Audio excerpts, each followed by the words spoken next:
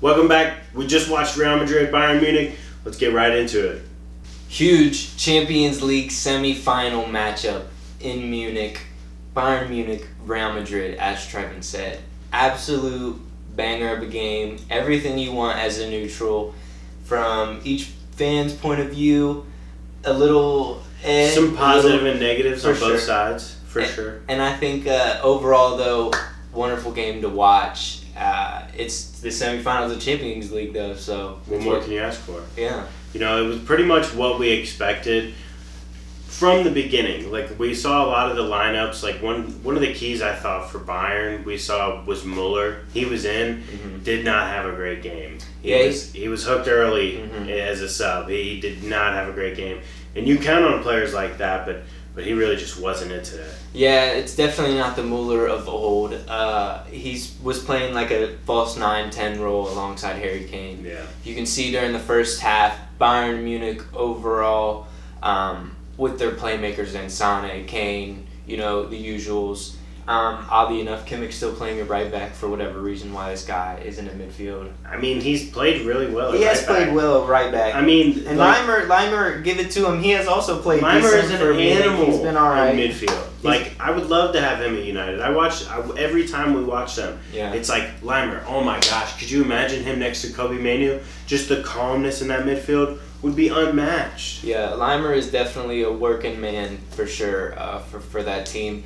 Bayern Munich, though, the whole first half, just the first 20 minutes especially, you could tell, putting on the pressure, doing everything they can. A few shots in the first 30 seconds from Leroy Sané. A pretty decent game from him, but Bayern Munich, the whole first half, it seemed like they just weren't finishing their chances. They had every chance, like Tanner said. They literally were just peppering shots, every attempt, every chance created. They just couldn't finish it. And then we see Real Madrid do it themselves. A beautiful, beautiful first goal. Toni Kroos in the midfield yet again, leading it alongside Tchouaméni, Valverde, who you pretty much expect. Modric on the bench, I believe. Yeah. Solid midfield. Toni Kroos, pearl of a ball. Into Vinicius Jr., who's yet again playing like a left wing semi-striker. Yeah, they're just doing whatever up top. Bellingham and Vinicius up top is, I guess. Rodrigo up in strikers. there too. Rodrigo playing that forward role as well. You can see the midfield helping out as well. It's definitely more of a team dynamic. And again, like we said, Real Madrid in the first half doing what they do, just soaking up pressure and letting Bayern kind of do what they kind of want in terms of having the ball and things like that. But Real Madrid just seem to have it under control all the time. It doesn't matter. Exactly the same thing that they did against City, they were able to do against Bayern in that first half. They shut down every chance that they got just before that final ball. Like, both teams just create so many chances. Real Madrid soaks up that pressure so well. Yeah. They just refuse to break, even when everyone thinks they will. Real Madrid, I didn't think they created as many chances as Bayern in this game for sure, especially the first half. But they're just so clinical. It's what Real Madrid do. It's when they get the opportunities, they score. Yeah. They may have 3 shots on target, but they'll have 2 goals. Like, it's just how they are. They're clinical in front of goal. That's what they've proven time and time again. They soak up the pressure the whole first half. Vinicius is gifted a platter of a ball right to him from Toni Kroos. Make it 1-0. We in the first half. Real Madrid looking good. Yeah, Bayern Munich not looking too bad either, but just can't finish. I mean, that second half, you start to see Bayern take over more. They definitely dominated and started to finish their chances and create more for themselves as that second half went on. And you would kind of hope for more from Bayern. Obviously, they're at home. This is the semifinal. Obviously, it's Real Madrid. Like, we know the aura that they bring, but at the same time, you would kind of hope for more from Bayern than a 2-2 draw at home. Yeah, I think you're right, though, about the second half starting. Bayern got into it more. They rattled them more.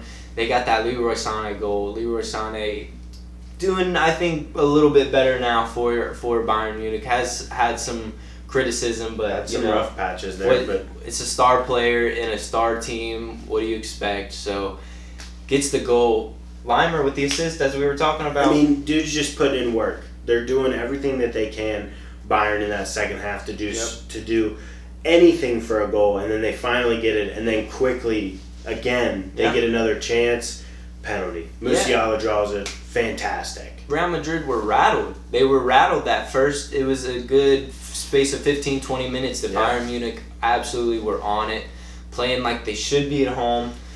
Got the Sane goal, keep going, keep putting on pressure. You win a penalty. Musiala, a future world-class player, really good talent, wins the penalty, and who else?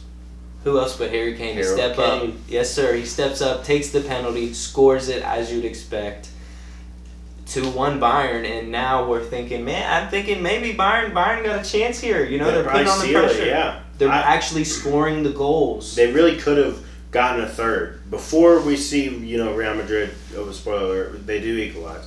Before we saw that, though, they could have gotten a third. Like, Bayern just kept putting the pressure on them, especially, like Tanner said, in that period of time. But then, once again, Real Madrid soaks up that pressure, soaks it up. They composed themselves after they were rattled. And they really do well to get back into the game and draw their own penalty. Yeah. And seal it. I think the defense with Rudiger and Nacho, they played okay. Harry Kane dropping deep, doing his thing. Overall, I think they had an okay game. But they have these chances far and few between. And then the second half, we see Vinicius, and he wins the penalty. Or, excuse me, I don't think he won the penalty, but he scores the penalty after Real Madrid with just one of the few chances they got. They go down, put the pressure on, they win a pen, and score in the 81st minute or something like that. I mean, Vinicius just continues, and Rodrigo as well to a lesser extent. They just continue to score in big games. Rodrigo won the pen, Yeah, in big Champions League games. They just continue to do so well. Like, they are not going to be getting, 20, 30 goals in the league themselves. That's just not realistic, but they are going to come up with those critical chances. Yeah. And not just the goals, but the chances created, the assists, the penalty wins. Like, the two of them just amount for so much of Real Madrid in important games. Real Madrid, Vinicius Jr. is got to be the star, man. I know Bellingham's there, and we can say Bellingham this and that. But he did have a decent game. He had a good game. He had an okay game. I think, he's a good player. Vinicius Jr., though, when the lights are on, this man shows up. He's always ready to play, especially when you have somebody like Toni Kroos throwing you balls in behind like that through the defense. What more can you expect from somebody of the quality of Vinicius Jr.? PSG versus Dortmund, leg 1, semi-final. What a pretty good second half. First half, kind of meh. First half, it was a lot of Füllkrug missing.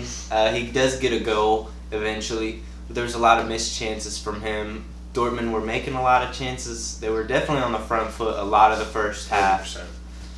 PSG didn't really show anything too promising the first half, really, I don't think. I maybe made a save or two for Kobel, but nothing really crazy. Not much, especially like Mbappe starting in the striker position. It's not his best position for me, but like personally and a lot of people. Like, he plays better on the left, and I think you saw from the first half, like he was not the regular Mbappe that we're used to in that first half, especially. Yeah. They keep going, though. Füllkrug, though, does get the goal. A really peach of a goal. Left Schlotterbeck putting it right over to him. It was an amazing first touch from Füllkrug. Touches it down. Smacks it into the back of the net. Amazing goal. Definitely was a great goal, especially when you think about the assist that had to be there and the touch, the finish. Like, it all combined into such a good goal that's exactly what Dortmund wanted before they got into the half. Second half, though, PSG come out swinging. First half was not their half. Second half, totally different. They start, especially in the beginning, they start swinging. They're going for it. Off rip, you can tell, like, they're not taking this one easy. Like, no. Obviously, Dortmund have all the momentum. They have the fans. They have everything going for them. But then PSG, like Tanner said, right out of the gate, immediately starts creating way more chances. Yep. And then once they make that switch to bring Kolo Muani on to striker and put Mbappe on the left, we see what happens. He just expands the game, and they just keep attacking. He hits a really good shot right off the post, and then another one right off the post right after. A really good sequence. Marquinhos crossing it in. Fabian Ruiz with a clear opportunity to head it in. Doesn't do it. It really disappointing for them to not convert on a lot of those chances. I mean, we saw the last 20-ish minutes were very, very attacking. Like, there was not much defending going on in terms of chance creation or trying to prevent chances from being created.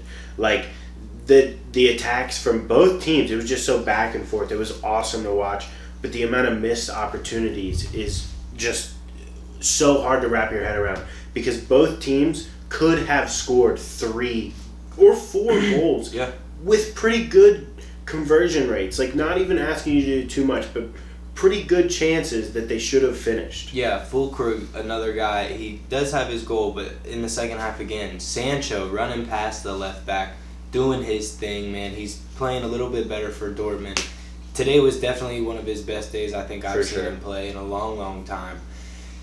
Fulkrug, though, I mean, sitters he's missing. There was a header chance Fulkrug had he missed in the second half as well. I mean, Dortmund also had their chances that they were missing. Yeah, they both definitely should have converted more. And then, really, they're both lucky not to concede.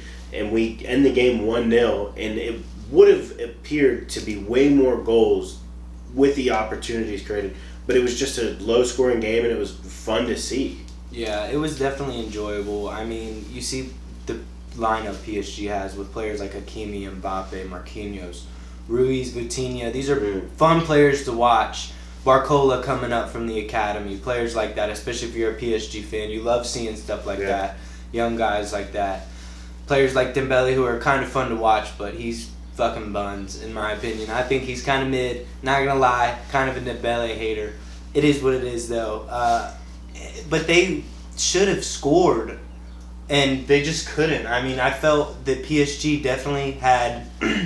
I would say overall they had the equal amount of chances. I thought PSG had some solid chances, though, and you'd think with the quality they have, they would have converted. I mean, Mbappe, like we said, he had the shot that goes off the post. The second one goes off the post, and you just think, okay, this is not PSG's day. Yeah. Like, it's going to be rough. But good for them. It was also rough for Dortmund. Dortmund defended super good, too, at that points. Wall. There was really times where they were defending well. Obviously, PSG are going to create chances. They're going to make you, defend well. You have to. Amazing. Because of the players that they have. Semi-final of the Champions League. Yes, you're at home. The crowd's behind you. But they turned up. The crowd turned up crazy. Saw the wall, man.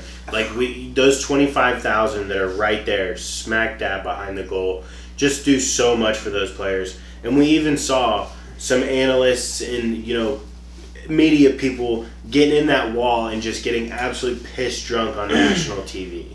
Jamie Carragher. Didn't want to name names. Fucking Muppet. What is wrong with you? Absolute. We're not gonna get crazy into it, but that man needs to not be on TV. Okay. He's got to calm down with the hands. Yeah, he's touching on Jadon Sancho and post-match interviews and things like that, talking about Kay Abdel and her boyfriend and whatnot. Too much. Yeah, not the guy. Amazing game, though, from a neutral perspective. Even though it was 1-0, if you actually watch the game and you're a fan and you understand what's going on, that was a really entertaining game overall. If you'd have thought that a 1-0 game would have been that entertaining, you would have been mistaken. Because that was just a fantastic end-to-end game to the end. Up until the very last whistle, they kept going back and forth, trying to get one more goal, but neither of them could really make it happen. Yep, every team making chances. Second leg, though, to come. Absolute scenes to see. We're traveling all the way to Paris. And then we're going to Madrid as well, correct? Yes, we are. We're going to Madrid. It's going to be an insane second leg semifinal. If we're calling it now, it's 1-0 Dortmund up on PSG and 2-2 2-2 in the other game. Who do we got in the final? Let's make a quick prediction and then we're out of here. Quick prediction. Quick prediction. Bayern Dortmund. Oh! Dortmund win again. Or win for the first time. Oh my God. Oh, Imagine. shit, the Okay. scenes. Oh, that's crazy. You know what? If I'm being that is what my heart wants. Yeah. But what my mind says. Like if I'm a betting man. If you're a betting man, what are you going? I'm betting Madrid, and I do see Dortmund taking it over PSG. The 1-0. I know they're going to the Parc des Princes, but something about if I can see them playing that same way with that same attitude, showing up. At the same time, though, PSG did miss a lot of chances. They're gonna miss those at home. It's just hard to say. It's hard to say. It's one of those things. If I'm going with it, I'm gonna go Dortmund, Madrid, and I'm just gonna unfortunately, but not really unfortunately, have to give it to Madrid because they're just insane. So that's our predictions. Leg 2 coming up, so we'll know actually what's gonna happen in the final. We'll see if we're right. You'll come back and watch us, and we'll For sure. make a video on it, of course. So yeah, fuck you. Just kidding.